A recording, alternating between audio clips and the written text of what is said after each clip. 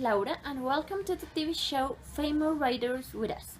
Today we're going to talk about one of the most famous terror writers of all time. He is Stephen King.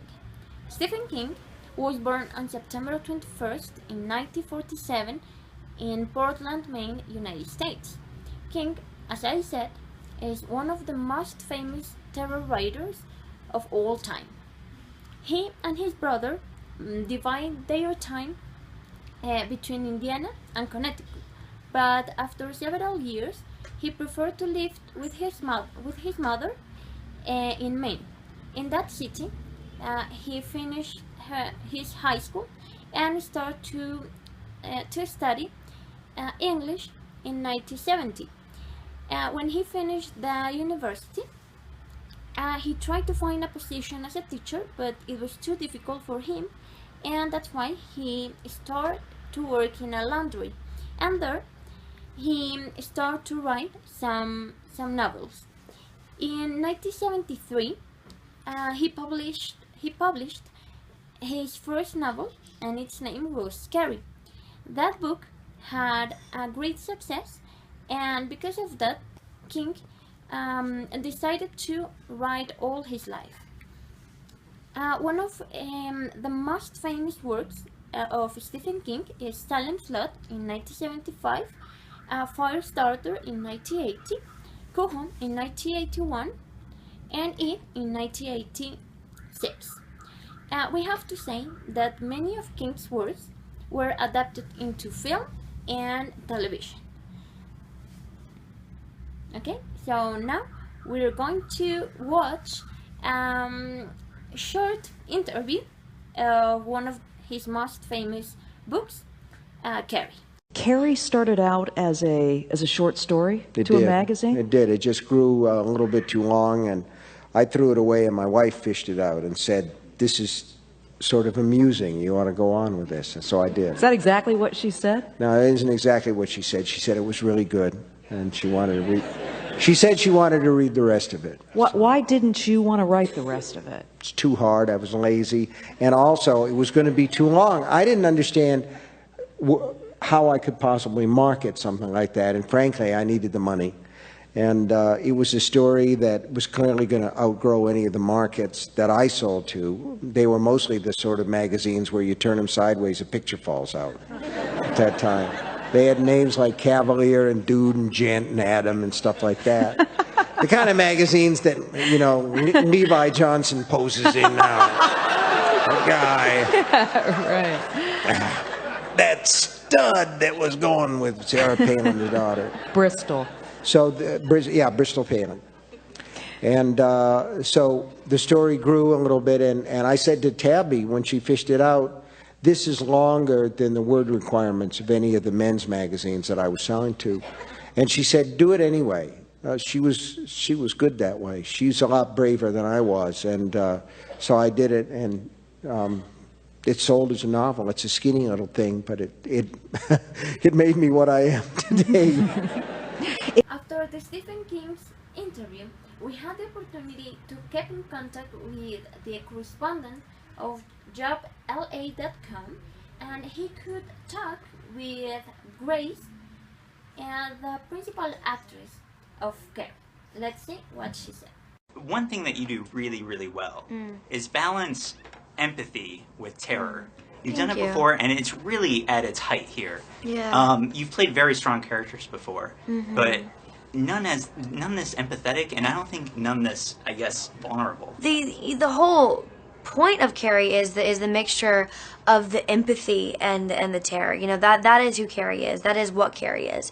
You know, I think if you don't have the mixture of the vulnerability and the empathy and the what the ostracization has done to her from a young age and the abuse from her mother, you don't have who Carrie is, because the terror and the danger of her is a very small part of her life. What's your relationship with the source material? Because I heard that you saw the movie when you were shooting Let Me In, and then you read the novel. What was your relationship with both of those?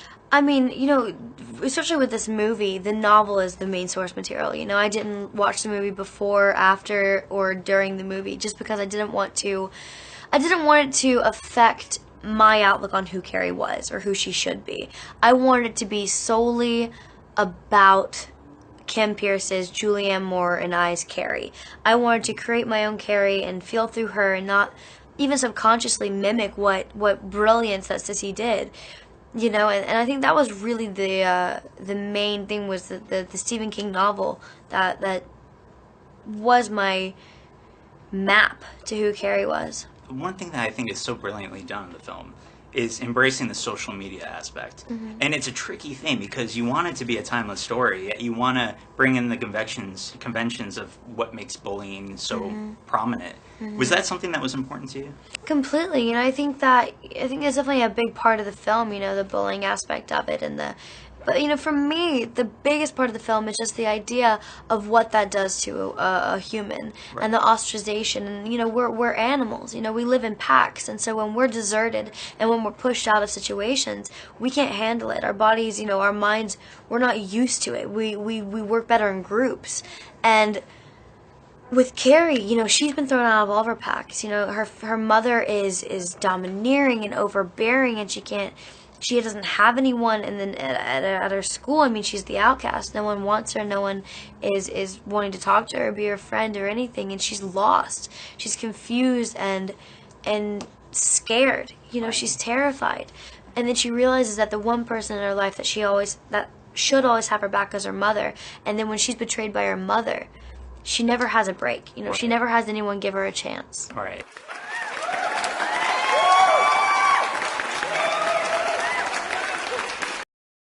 Some days ago, I had a special moment because I received a call and a TV show program invited me to ask some questions about Stephen King. So I want to share you this wonderful experience. Who is me? What is your name? My name is Laura Viracachá. What do you do? I'm a student. In this moment, I'm studying languages at Libro University. Do you know something about Stephen King?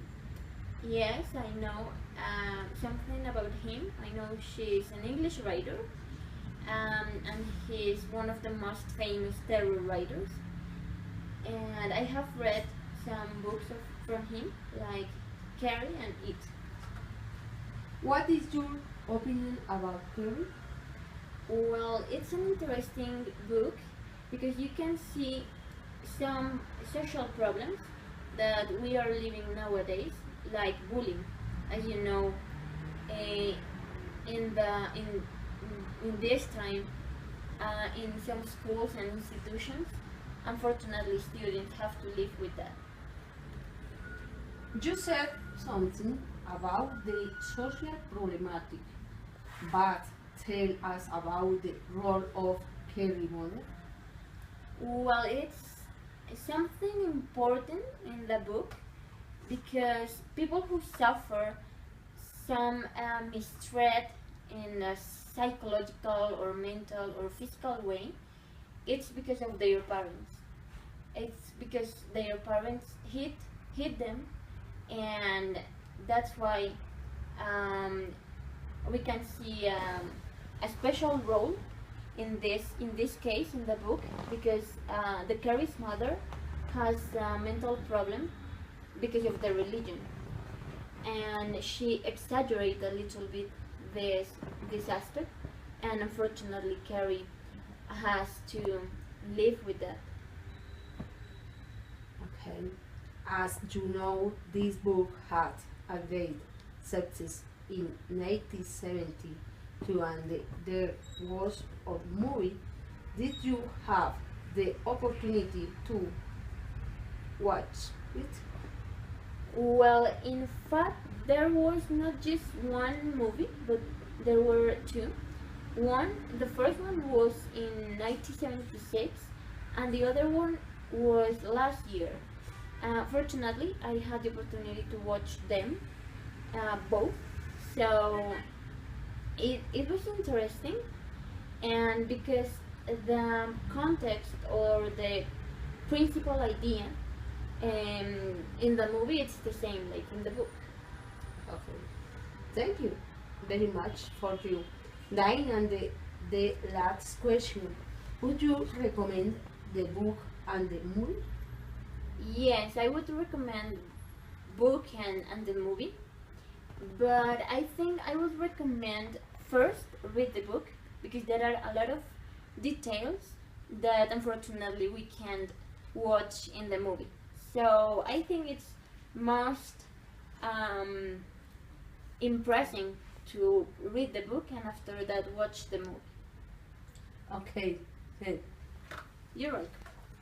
This is the end of the program, but remember to read those amazing books of Stephen King.